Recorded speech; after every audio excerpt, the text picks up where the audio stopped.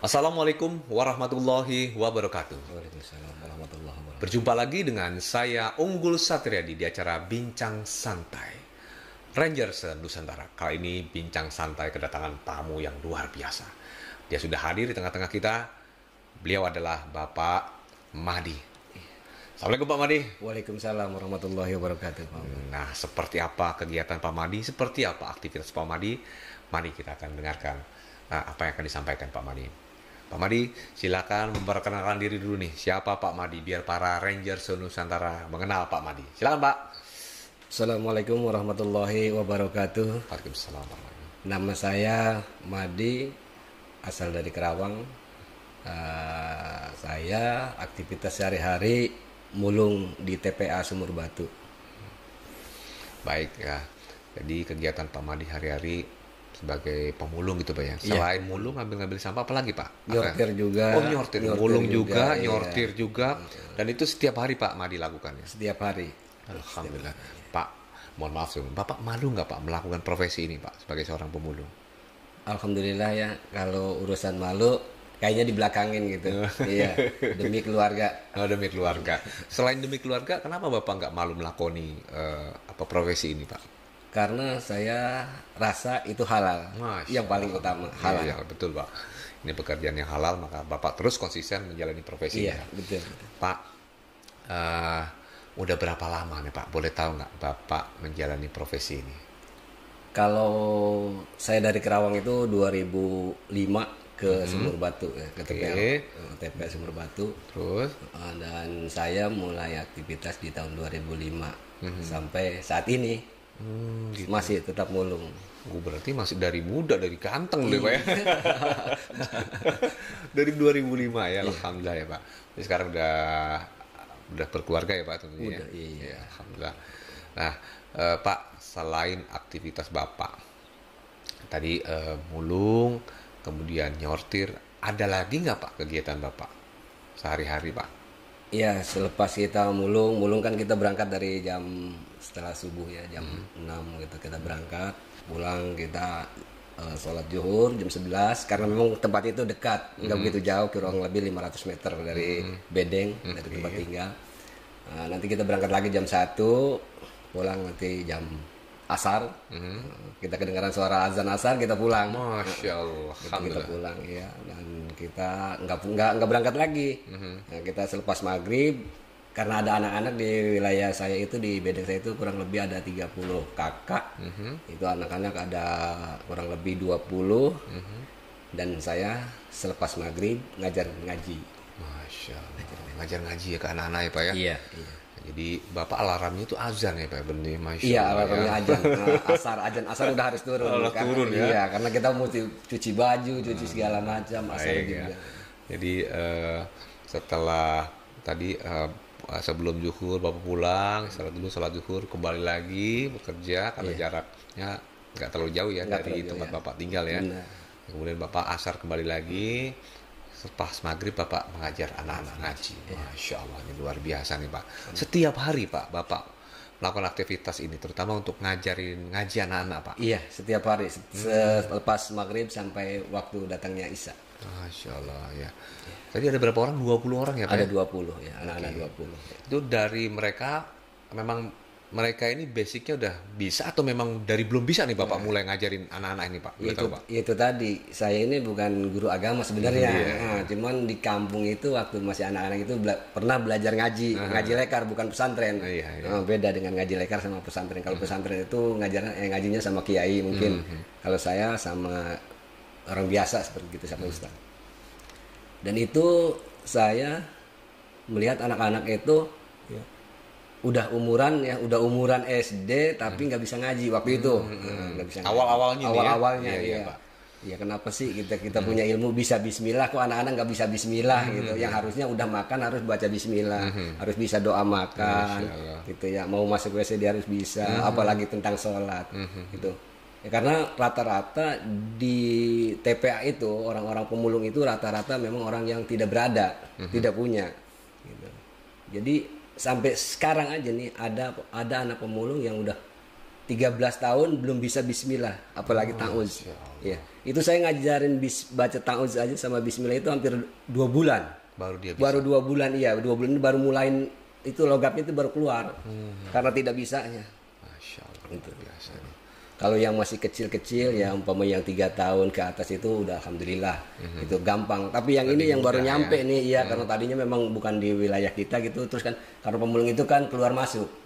Nanti datang, nanti dia nggak betah sama bosnya pindah gitu. Nah itu ada anak-anak baru pindah itu sampai sebegitunya gitu. Umuran sudah sebegitu 12-13 tahun itu belum bisa baca ta'uz apalagi bismillah. Tapi alhamdulillah Ya 2 bulan ini udah mulai keluar suaranya, bisa, ya, walaupun luar dituntun gitu. Ya pelan-pelan. Pak, itu mereka ngaji ke bapak itu ada paksaan dari orang tuanya atau ada mungkin ajakan dari bapak? Itu seperti apa Pak teknisnya di lapangan Pak? Boleh tahu Iya, Pak? kalau saya memang nggak ngajak gitu. Tapi karena memang dari anak-anak ke anak-anak dan melihat gitu. Karena wilayahnya itu yang saya diam itu ada 30 kakak. Kalau dia pindah ke situ, wah ada guru ngaji nih gitu kan. Ada yang ngajarin ngaji gitu. Nah itu jadi contoh anak-anak yang ada jadi contoh. Ya awal-awalnya saya cuma 3 anak saya yang paling kecil, terus anak cucu, dan terus anak ponakan awalnya gitu di Bedeng. Masya Allah, jadi memang Bapak tidak mengajak, tapi Bapak memberikan apa ya contoh nih. Ini ada tempat ngaji loh di tempat saya, sehingga mereka datang sendiri-sendiri gitu ya. Melihat langsung. Ya Pak, apa yang membuat Bapak bahagia nih? Ya tinggal di tempat, mohon maaf ya, di tempat lingkungan yang notabene sampah semua nih Pak ya. Tapi Bapak bisa menyempatkan waktu untuk mengajar ngaji. Nah, bagaimana apa yang membuat Bapak bahagia atau senang nih Pak dalam proses ini Pak? Silakan Pak. Dulu cerita saya dulu ya, cerita saya dari awal itu, saya kecil itu saya sekolah, saya lulusan SD Tanjung Pakis 1. Saya pengen sekolah, nyatanya dikabulin. Saya keras pengen sekolah, ngomong sama orang tua, dikabulin saya sekolah di madrasah awal. Jadi pas kelas 1 kan belum sampai kelas 3 dia madrasah itu. Nah di kelas 2 saya dikeluarin dari sekolahan, karena orang tua nggak kuat bayar waktu itu kan bayaran. Bayaran gedung, bayaran segala macam ditumpuk, nggak kebayar. Dan saya dikeluarin dari sekolahan, saya pulang nangis. Saya bilang suatu saat kemudian kalau saya ada berkesempatan, apa yang saya punya saya bagi buat anak-anak itu. Baik Pak, ini sungguh mulia ya cita-cita Bapak. Semoga bisa istiqomah Pak, semangat Pak. Amin. Banyak orang yang memiliki ilmu tapi dia tidak mau berbagi. Tapi Bapak yang ilmunya sedikit tapi terus konsisten memberikan ilmu, ya Pak. Ya ini mudah-mudahan ini sangat membantu masyarakat yang ada di sekitar Sumber Batu ya dengan kehadiran Bapak. Pak, ini semangatnya tetap istiqomah lanjut terus atau mungkin udah capek nih karena mungkin udah tua nih Pak? Lanjut terus, semakin tua insyaallah semakin istiqomah saya. Makin tua makin istiqomah iya, ya Pak? karena kita udah seumuran seperti ini. Gitu. Berarti metode yang Bapak sampaikan atau ajarin anak-anak apa metode alif ba ta itu dari awal memang? Dari awal, iya dari awal. Dari mulai ta'awuz dulu ya, a'udzubillahi minasyaitonir rajim, bismillah ya. Terus kita a ba ta biasa gitu. Dari Iqra, Iqra 1 sampai Iqra 6. Selama ini Pak, dukungan orang tua yang Bapak ajar gitu ngaji gitu ya, seperti apa? Apakah ada yang bahkan menolak, oh jangan ngaji lagi sama Pak Madi, wah itu hati-hati nanti kalau kamu pintar ngaji malah malas kerja, atau mungkin ada penolakan atau mungkin justru baliknya orang tua senang dengan Bapak ajarin anak-anaknya ngaji Pak Madi, silakan. Ya. Alhamdulillah ya, selama saya ngajarin anak-anak itu respon dari orang-orang tua atau wali muridnya itu alhamdulillah sangat-sangat baik, sangat-sangat baik ya. Sangat mendukung. Artinya para orang tua mendukung sepenuhnya Pak ya. Nah Bapak selama ini sendirian Pak? Ada yang bantuin Bapak ngajar-ngajar anak atau punya asisten sendiri Pak mungkin? Ya itu tadi. Dulu saya itu kan waktu pengen bikin musola kardus. Saya ngambil karena saya merasa belum mampu gitu, belum bisa, saya ngambil guru ngaji dari luar, maksudnya dari kampung situ. Ya ternyata memang masuknya jalannya itu becek, musim hujan, keluar masuknya air sampah. Ya kendaraannya tentu kan masuk rumahnya kurang sedap gitu. Nah 4 bulan berhenti. Nah di situ mulain saya masuk ngajar, kekosongan nggak ada yang ngajar. Itu awal-awalnya.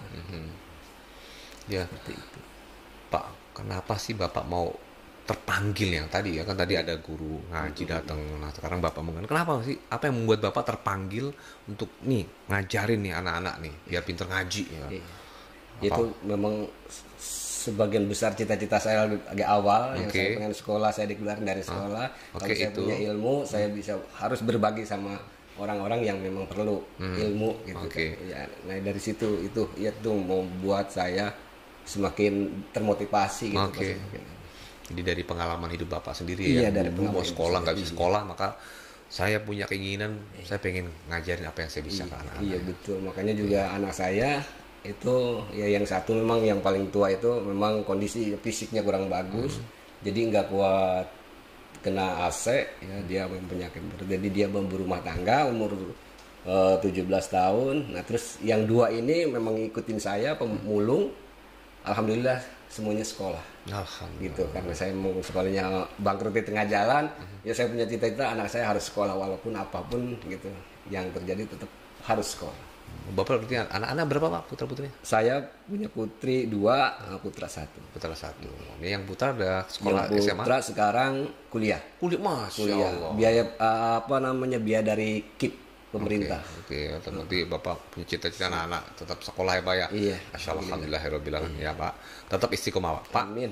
Ada nggak yang pengen Bapak sampaikan ke Rangers Nusantara nih ya, biar bisa mengikuti atau terinspirasi dari apa yang Bapak lakukan? Silakan Pak. Ada motivasi dari saya itu selalulah berbuat baik. Saya yang sudah merasakan apabila kita berbuat baik, tentunya Allah akan membalas kita dengan kebaikan. Saya orang tua yang nggak punya apa-apa, hidup di atas sampah, tapi alhamdulillah saya punya putra Masna dan kos-kosasi itu sekolah sampai kuliah. Masna S1 psikolog, dan alhamdulillah kos-kosasi sekarang ini semester 1, biaya dari pemerintah IKIP ya, KIP gitu. Nah, itulah mungkin balasan dari Allah Subhanahu wa taala dengan kita berbuat baik. Maka itu untuk semua ranger di seluruh Indonesia, selalulah berbuat baik kepada sesama. Jangan menilai kita ini seudon gitu. Ya, selalu berbuat baik. Allah akan membalas dengan kebaikan. Amin. Amin ya luar biasa. Terima kasih nih Pak ya atas kalimat inspirasinya yang sederhana tapi luar biasa. Selamat buat Bapak ya atas kegiatan-kegiatannya dan anak-anaknya. Alhamdulillah sudah sekarang sudah di bangku kuliah ya Pak ya. Iya. Baik, sekali lagi Pak, terima kasih atas kehadirannya di Bincang Santai Pak. Amin.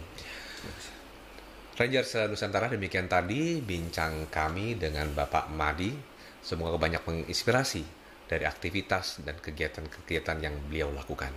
Saya Unggul Satriadi pamit undur diri. Sampai berjumpa lagi di acara Binsan berikutnya. Assalamualaikum warahmatullahi wabarakatuh. Waalaikumsalam warahmatullahi wabarakatuh. Alhamdulillah Pak.